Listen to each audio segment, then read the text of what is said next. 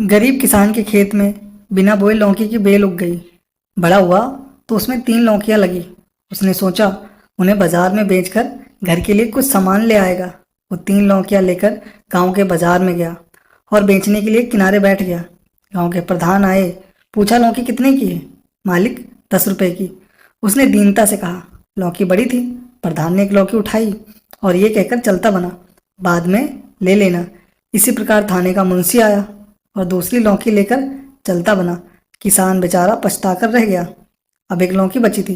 भगवान से प्रार्थना कर रहा था कि ये तो बिक जाए, ताकि कुछ और नहीं तो बच्चों के लिए बतासे और लैया ही लेते जाएगा। तभी उधर से दरोगा साहब गुजरे। नजर इकलौती लौकी पर पड़ी। देखकर कड़क आवाज में पूछा, कितने की है? किसान डर गया। अब यह लौकी भी गई। सहम कर बोला, मालिक, 2 तो चली गई, इसको आप ले जाओ। क्या मतलब? दरोगा ने पूछा। साफ साफ बताओ। किसान पहले घबराया, फिर डरते डरते सारा माजरा बयान कर दिया। दरोगा जी हंसे। वो किसान को लेकर प्रधान के घर पहुंचे।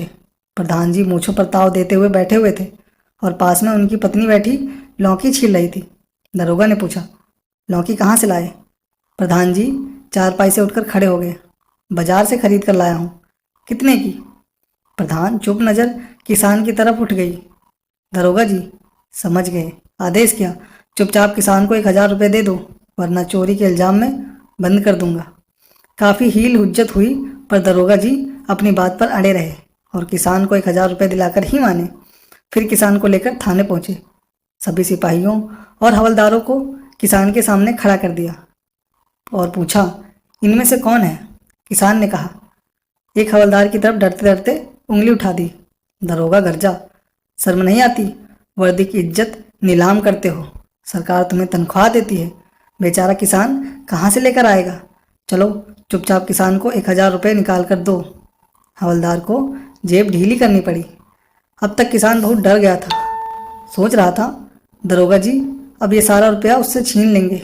वह जाने के लिए खड़ा हुआ। तभी दरोगा ने हड़का, कहाँ कहाँ जाते हो? अभी तीसरी लौकी की कीमत कहाँ मिली? उन्होंने जेब से पर्स निकालकर और 1000 रुपये उसमें से पकड़ाते हुए बोले, अब जा, और आइंदा से तेरे साथ कोई नाइंसाफ़ी करे तो मेरे पास चले आना। किसान दरोगा को लाख दुआएं देता हुआ घर लौट आया, लेकिन सोचता रहा, ये किस ज़माने का दरोगा है।